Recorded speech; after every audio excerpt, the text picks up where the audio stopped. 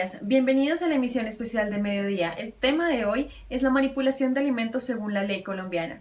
Para esto, desde la costa Caribe se encuentra nuestro compañero Felipe, quien nos contará en qué medida los colombianos conocen y aplican la normativa frente a este tema. Adelante, Felipe. Buenos días, Sara. El día de hoy nos encontramos en el hostal más allá de la ciudad de Santa Marta, acompañado de Natalie Martínez, que actualmente trabaja en el lugar y nos va a contar un poco sobre lo que hace. Cuéntanos, Natalie, ¿a qué te dedicas? Hola, ¿cómo están todos?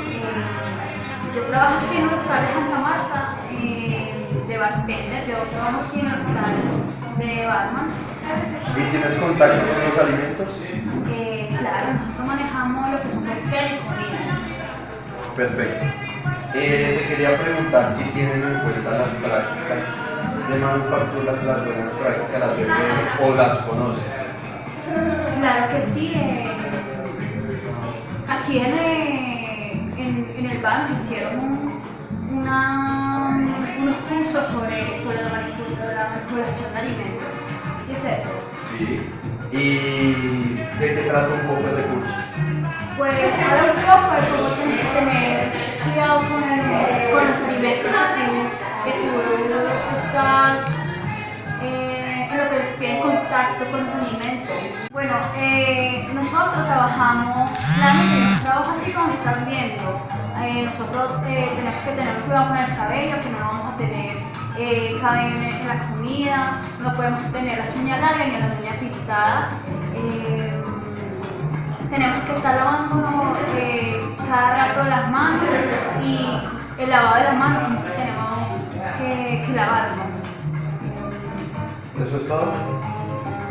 Pues sé que son más cosas, tienes que tener mucho cuidado con los alimentos, donde lo vas a poner, el cuidado del refrigerio, más en Santa Marta hace muchísimo calor, entonces tenemos que tener mucho cuidado con todo eso. Vale, Natalie, muchas gracias por tu tiempo. No, Sara, continuamos en estudio. Gracias. Muchísimas gracias, Felipe. Con esto nos podemos dar cuenta que los empresarios de Colombia necesitan un poco más de capacitación frente a este tema. Para esto se encuentra nuestra compañera Jaycee, quien nos contará un poco más frente al tema. Adelante, Jaycee. Así es, Sara, sabiendo que muchas de las enfermedades que se transmiten hoy en día son por la mala manipulación de los alimentos en la cocina, traemos al experto Miguel Ángel Burgos de la ciudad de Bogotá, quien nos va a indicar un poco y nos dará a conocer acerca de cómo se debe manipular la alimentación en la cocina. ¿Qué tal, Miguel? ¿Cómo estás? Hola, buenos días, ¿cómo está?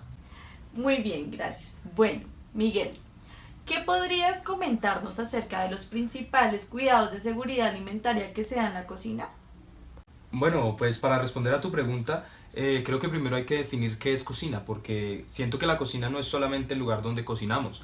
Suele también hacerse muchas cosas diferentes, por ejemplo, lavar, almacenar, y es ahí cuando también la cocina se convierte en una despensa. Y pues esto es lo que va a influir en los riesgos que podemos tener a la hora de cocinar. Ah, bueno, es una definición bastante amplia. Pero bueno, ya conociendo esto, ¿cómo se podrían evitar las malas prácticas en la cocina de los establecimientos? No sé, cuéntanos un poco más. Pues primero tenemos que tener en claro cuáles son los requisitos sanitarios para la manipulación de alimentos, así como las condiciones básicas de higiene para la fabricación de estos.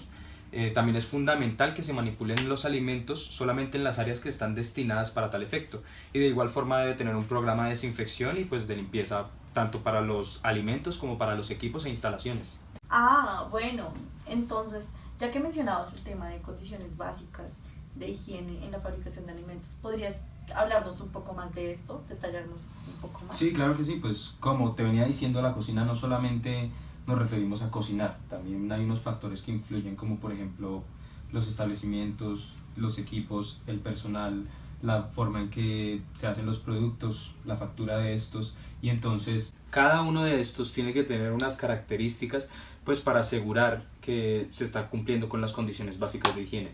Por ejemplo, en cuanto a instalaciones, hablamos de accesos aislados de, digamos, cualquier foco de insalubridad y riesgo potencial de contaminación, abastecimiento de agua, manejo de residuos sólidos, manejo de residuos líquidos. También se habla de los equipos que deben estar, digamos, pues contar con un diseño tal que no permita la contaminación del alimento.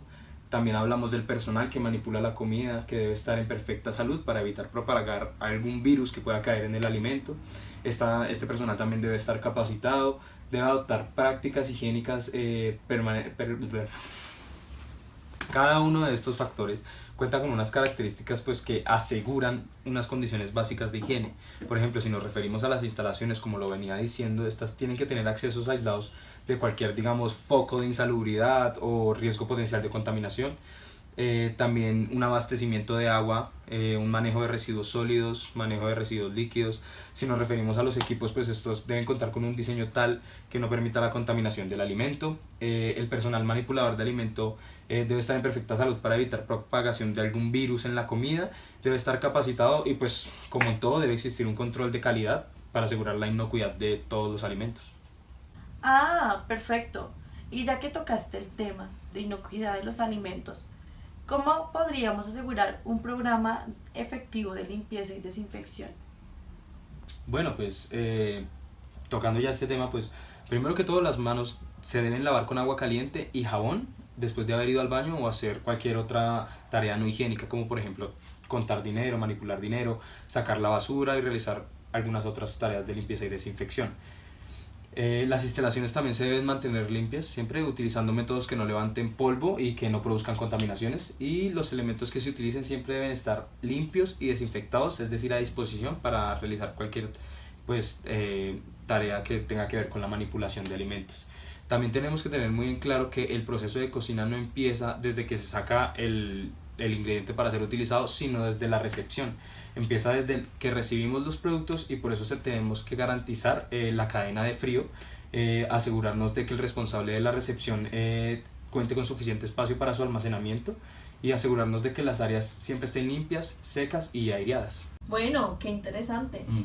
Y ya para terminar, pues por cuestiones de tiempo, quisiera que nos ilustres un poco más acerca del almacenamiento, como ya lo mencionaste anteriormente.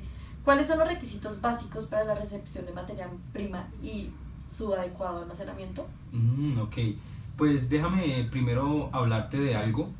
Y es que cuando hablamos de almacenamiento nos podemos estar refiriendo al almacenamiento de materia prima congelada o de materia prima en seco. Pero bueno, comencemos por la recepción. Si hablamos de la recepción, nos tenemos que dar cuenta que al llegar la materia prima, esta debe tener características de olor, de textura, de temperatura de llegada, empaque y etiquetado. Del mismo forma, toda materia prima que viene del lugar de producción empacada en materiales como plástico, y esto se debe trasladar a otros recipientes propios de establecimiento como cajones o de otro material de fácil limpieza para evitar ingresar contaminación externa al lugar. Y en cuanto a almacenamiento, se debe tener, digamos, la fecha y las otras características en las que llegó el producto, y la persona encargada de almacenarlo debe tener en cuenta el sistema PEPS, que es primeros en entrar, primeros en salir. Si nos referimos para el almacenamiento de materia prima congelada, se establece que toda la materia prima que llega se debe mantener a una temperatura inferior a los 4 grados para evitar multiplicación de microorganismos. Y si hablamos de la materia prima en seco, la temperatura ambiente de estas áreas debe estar entre los 10 y los 21 grados centígrados, y si la materia prima es retirada de su empaque original, se debe trasladar a otros potecitos en donde que se puedan limpiar fácilmente y se pueda dejar el alimento seco ahí y se mantenga seco en sus mismas características. Bueno, Miguel, muchísimas gracias por aceptar la invitación. Gracias a ti por invitarme. En verdad que ahora nos quedaron los temas muchísimo más claros. Y pues bueno, fue un gusto conocerte y esperamos verte pronto aquí. Muchísimas gracias. Gracias, Sara. Gracias, Gran Estudio. Seguimos con Sara en el estudio. Gracias. Muchas gracias, Jaycee. Muy interesante lo que nos cuentas. Con esto damos por terminada la emisión especial del mediodía y nos vemos mañana a la misma hora en el mismo canal.